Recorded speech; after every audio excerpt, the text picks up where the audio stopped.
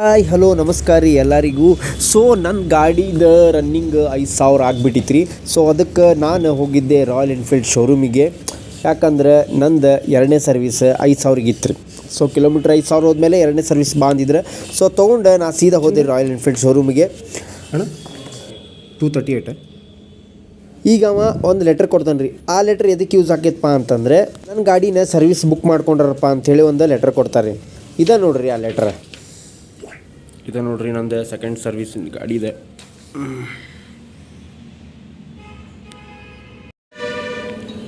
So ನನ್ನ ಗಾಡಿ ಇಲ್ಲಿ ನಿಂತೈತೆ ನೋಡ್ರಿ. ನನ್ನ ಗಾಡಿ ಇಲ್ಲಿ ನಿಲ್ಸೇನಿ. ಈಗ ಇದ್ರದ್ದು ಇಲ್ಲಿ ಶೀಟ್ ತೊಗೊಂಡೆ. ಈಗ ಕೆಲ್ಸಕ್ಕೆ ಹೋಗ್ಬೇಕಾ, ಕೆಲ್ಸಕ್ಕೆ ಹೋಗಿ ಸಂಜೆ ಮುಂದೆ ಕೊಡ್ತೇನೆ ಅಂದಾರ ಇವ್ರು. ಸೊ 4:30 ಆಗ್ಬೋದು. ನೋಡೋಣ ಎಷ್ಟು ಗಂಟೆ ಕೊಡ್ತಾರಂತೆ. ಫೋನ್ ಹಚ್ತೇನೆ ಅಂದಾರ ಅವ್ರು. ಫೋನ್ ಹಚ್ಚಿದ ಮೇಲೆ ಇದನ್ನು ತೊಗೊಂಡು ಬಂದು ಗಾಡಿ ತೊಗೊಂಡು ಹೋಗ್ಬೇಕು ರೀ. ಸೊ ಸಿಗೋಣ್ರಿ. ಕೆಲ್ಸಕ್ಕೆ ಲೇಟ್ ಆಗೈತಿ, ಕೆಲ್ಸಕ್ಕೆ ಹೋಗ್ಬೇಕು ಸೀದಾ. ಬಾಯ್.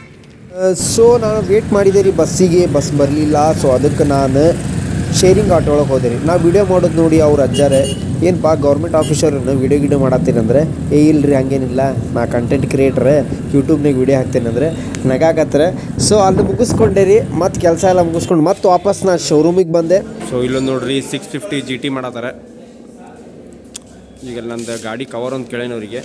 ಸೊ ಕೊಡ್ತೇನಂದಾರ ಅವ್ರು. ಅದು ನೋಡ್ಕೊಂಡು ಅದೊಂದು ಆದ್ರೆ ತೊಗೊಂಬರ್ತೀನಿ. ನಮ್ಮದು ಗಾಡಿ ಹೊರಗೆ ನಿಂತೈತೆ ರೀ. ಸೊ ನಮ್ಮ ಗಾಡಿದು ಮುಗ್ದದ. ತೊಗೊಂಡು ಈಗ ಒಂದು ಕವರ್ ಒಂದು ಚೆಕ್ ಮಾಡ್ಕೊಂಡು ಸಿಕ್ತಂದ್ರೆ ತೊಗೊಂಡು ಹೋಗೋದ್ರಿ ಮನೆಗೆ. ಕವರ್ ತೊಗೊಂಡು ಗಾಡಿಗೆ ಹಾಕಿದ್ರಿ. ಏನು ಮಸ್ತ್ ಕಾಣತ್ತಿದ್ದು ಗಾಡಿ ಅಂತಂದ್ರೆ ನಂದು ಗಾಡಿದು ವೈಟ್ ರೀ. ಆಗಿದ್ದು ಫುಲ್ ಬ್ಲ್ಯಾಕ್.